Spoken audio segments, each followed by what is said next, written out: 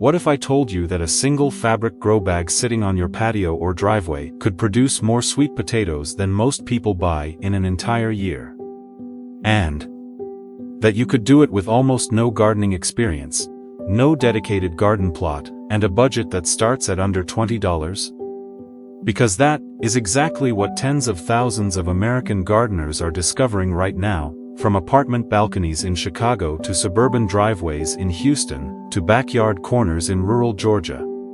The sweet potato grow bag method is quietly becoming one of the most exciting food-growing revolutions in home gardening, and if you have been sitting on the fence about growing your own food because you don't have space, don't have the right soil, or don't know where to begin, this is the project that changes everything for you. So let's start from the very beginning, and by the time you finish reading this, you'll have everything you need to grow a harvest that will genuinely shock you. Before we get into the how, let's talk about why sweet potatoes are such an extraordinary choice for container and grow bag gardening in the United States.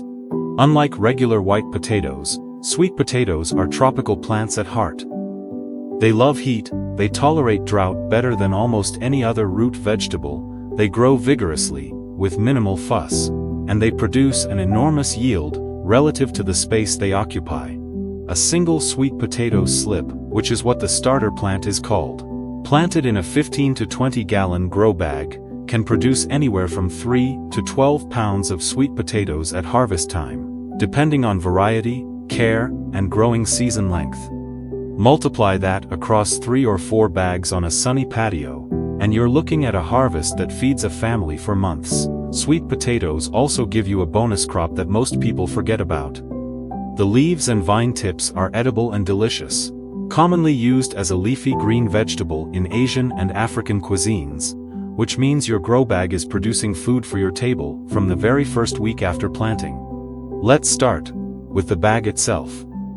Because choosing the right container is the foundation everything else builds on. Fabric grow bags have become the gold standard for sweet potato container growing for several reasons that directly address the specific challenges of growing a large root vegetable in a confined space.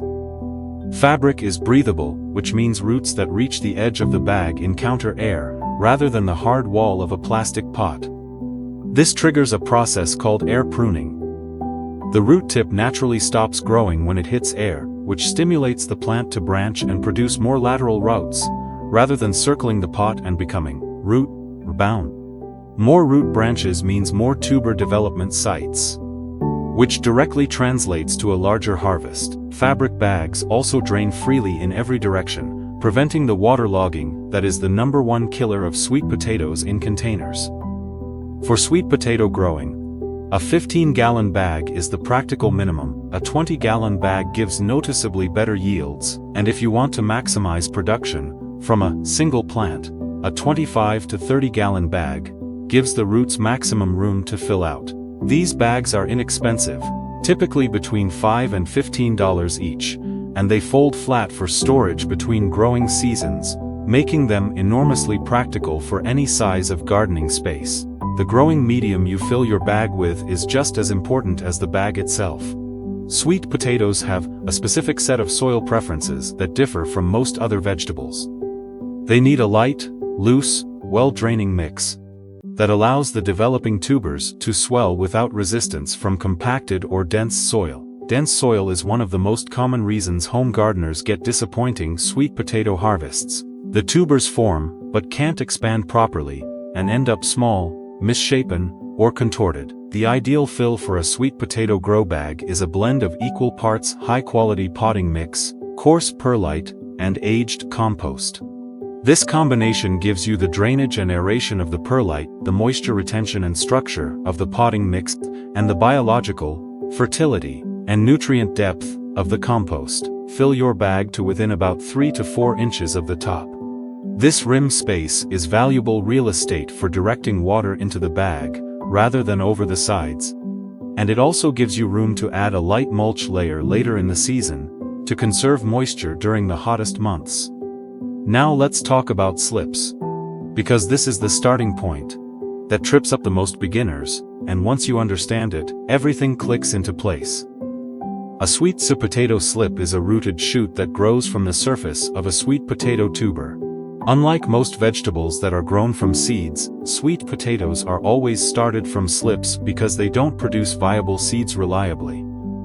You can purchase slips from garden centers and online nurseries in spring. Typically available from March through May depending on your region. Or you can grow your own slips at home, from a grocery store sweet potato, which is deeply satisfying and costs you nothing beyond the potato itself. To grow your own slips, suspend a sweet potato halfway in a jar of water using toothpicks, set in a warm bright spot, and within 2 to 4 weeks, you'll see shoots emerging from the skin. When these shoots are 4 to 6 inches long, with small leaves developing, snap them off gently at the base, and place them in a glass of clean water. Within a week to 10 days, roots will emerge from the base of each slip, and once those roots are 1 inch or 2 long, your slips are ready to plant. Planting your slips correctly sets the trajectory for your entire harvest. Dig a hole in the center of your filled grow bag deep enough to bury the slip up to its lowest set of leaves, usually about 3 to 4 inches. Sweet potatoes root aggressively from every buried node, which means the more stem you bury, the more potential tuber development sites you create along that buried stem. Water the planted slip thoroughly immediately after planting to settle the soil around the roots and eliminate air pockets. 1 slip per 15 to 20 gallon bag is the right planting density. Crowding 2 slips into a single bag splits the root development competition and typically reduces the total yield compared to giving 1 slip the full bag to itself. If you want more plants, use more bags. Even on a patio, 4 bags in a 2x2 arrangement takes up less space than a dining table and can yield 40 or more pounds of sweet potatoes by harvest time. Light is non-negotiable for sweet potatoes, and this is the one area where there is no workaround or compromise. Sweet potatoes are full sun vegetables that need a minimum of 8 hours of direct sunlight per day to produce well. 6 hours will keep the plant alive and produce some vines, but the tuber development will be disappointing. Less than 6 hours, and you're essentially growing a beautiful ornamental vine with minimal food production. Before you set up your grow bags, spend a day observing your space and identify the absolute sunniest location available to you. A south or west-facing spot is almost always your best choice. The great advantage of grow bags over in-ground planting is that you can move them. If your morning sun location becomes shaded by a building in the afternoon, put the bags on casters or a plant dolly and reposition them to chase the light. In hot summer climates like Florida, Texas, and Arizona, a brief period of afternoon shade during the most intense heat of mid-August can actually protect the vines from heat stress without significantly impacting production. But morning full sun is always the priority. Temperature is where sweet potatoes truly shine as a grow bag crop, because they are one of the most height-tolerant food plants you can grow. They thrive in soil temperatures between 65 and 85 degrees Fahrenheit, and in air temperatures between 75 and 95 degrees. This makes them perfectly suited to the long hot summers across much of the South, Southwest, and even the mid-Atlantic United States. One of the remarkable advantages of a fabric grow bag is that the dark fabric absorbs solar radiation and warms the soil inside the bag faster and to a higher temperature than the surrounding ground, creating an ideal microclimate for sweet potato root development. Even in cooler parts of the country, plant your slips outdoors only after the last frost date for your area, and when nighttime temperatures are consistently above 55 degrees. Sweet potato vines are extremely frost sensitive and will be killed by even a light freeze. In USDA zones 8 through 11, sweet potatoes can be planted as early as March and harvested as late as November, giving you an extraordinarily long and productive growing window. Watering your sweet potato grow bags correctly is one of the most important skills to develop, and the balance to strike is different from almost every other vegetable you might grow. Sweet potatoes are native to tropical and subtropical regions and have evolved to handle periods of drought.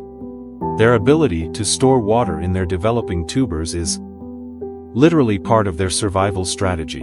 This means they are far more tolerant of slight underwatering than they are of overwatering. Consistently wet soil in a sweet potato grow bag creates the perfect conditions for fungal root rot, which can destroy an entire plant's tuber production before you even know something is wrong. The correct watering routine is to allow the top 2 to 3 inches of soil to dry out completely between waterings, then water deeply and thoroughly until you see water flowing freely from the bottom of the bag. During the active growing phase of early summer, this might mean watering every 3 to 5 days. During the hottest peak of summer, especially in southern states, daily watering may be necessary for bags in full sun. In the final 3 to 4 weeks before harvest, reduce watering significantly. This deliberate dry down period concentrates the sugars in the tubers and intensifies their sweetness, and it also firms up the skins so they cure more effectively after harvest. Fertilizing sweet potatoes in a grow bag requires a counterintuitive approach that surprises most beginners. Unlike tomatoes, peppers, and most fruiting vegetables that benefit from regular feeding throughout the season, sweet potatoes actually perform better with a restrained fertilizing strategy. The key is the nitrogen to phosphorus to potassium ratio of whatever fertilizer you choose. High nitrogen fertilizers, the ones that push rapid leafy growth in other vegetables, will cause your sweet potato plant to produce an enormous, beautiful, sprawling vine with almost no tubers underneath. Sweet potatoes given too much nitrogen put all their energy into the foliage and essentially forget to form the roots you planted them for. Instead, choose a low nitrogen, high phosphorus and high potassium fertilizer. Look for NPK numbers like 5-10-10 or similar formulas designed for root vegetables. Apply a single moderate application when you plant your slips, work a slow-release granular formula into the top inch of soil, and then mostly leave it alone. A second light feeding of a liquid potassium-rich fertilizer at the mid-season point, roughly 60 days after planting, encourages tuber development and sweetness without triggering a nitrogen-fueled vine explosion. Pruning sweet potato vines in a grow bag is a topic that divides gardeners, but the evidence favors a moderate approach.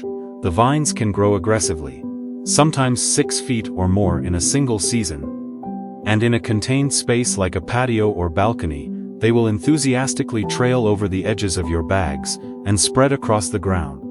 If left completely unchecked, the longest vines will attempt to root at their nodes wherever they touch soil, and the plant will redirect energy toward those secondary rooting points rather than concentrating it in the tubers developing inside the bag. Trimming vines back to keep them within roughly 3 feet of the bag in every direction redirects that energy back into the bag where you want it. Use clean scissors or pruning shears. Cut the vine tips cleanly and remove the clippings from the area. The trimmed vine tips are completely edible. Sauté them with garlic and olive oil for a tender, spinach-like side dish that most Americans have never tried but will immediately love. Beyond vine control, no other pruning is needed. Don't remove leaves, don't thin the plant, and don't disturb the soil surface, which can damage developing tubers just below. Common problems with sweet potato grow bags are almost always traceable to one of 3 root causes: incorrect watering, insufficient light, or the wrong soil mix. Yellowing leaves with green veins usually signal a magnesium deficiency, which is common in the high drainage environment of a grow bag. A single application of Epsom salt, 1 tablespoon dissolved in a gallon of water, applied directly to the soil, resolves this quickly and visibly. Wilting despite moist soil is almost always a sign of root rot caused by overwatering or poor drainage. The fix is to reduce watering immediately, add more perlite to the mix next season, and ensure the bag is elevated slightly above the surface so water doesn't pool beneath it. Vine growth with no tuber development at harvest is the heartbreak scenario, and it's almost always caused by too much nitrogen in the fertilizer or too little sun. Cracked tubers at harvest are typically the result of inconsistent watering. A period of drought followed by heavy watering causes rapid cell expansion that crack the tuber skin. Keeping watering consistent through the season, especially in the final month, prevents this entirely. Harvest time is the most satisfying moment in the entire grow bag gardening experience, and with sweet potatoes, It is genuinely theatrical. The signal that your sweet potatoes are ready to harvest is when the leaves begin to yellow and the vines start to die back naturally. This typically happens between 90 and 120 days after planting, depending on the variety. When you're ready to harvest, tip the entire bag on its side and gently pull the fabric away from the soil balls inside. Then, using your hands rather than a fork or spade to avoid stabbing the tubers, work through the soil ball from the outside in, pulling sweet potatoes free as you find them. The moment when a large, beautifully formed sweet potato comes free from the soil is one of those genuinely visceral gardening pleasures that converts casual hobby growers into dedicated food gardeners for life. Cure your harvested sweet potatoes in a warm, humid location, ideally between 80 and 85 degrees with high humidity, for 7 to 14 days before eating or storing. This curing process allows the skins to harden, converts starches to sugar, and dramatically intensifies the sweetness and flavor of the finished tuber. The sweet potato grow bag is the rare gardening project that delivers on every promise it makes. It is genuinely beginner accessible. It works in genuinely small spaces. It produces a genuinely impressive harvest. And it does all of this while asking relatively little of you in terms of time, effort, or expertise. Once you harvest your first bag and see the pile of deep orange tubers mounted on your patio, you will start planning next season before the current one is even over. That's not a prediction, it's just what happens. Go get a bag, find a sunny spot, and start growing. If you love learning about seasonal flowering plants, vegetables, gardening tips, and nature care, don't forget to like, share, and subscribe to Nature Nurture Hub, your home for year-round garden inspiration. Let's keep growing together.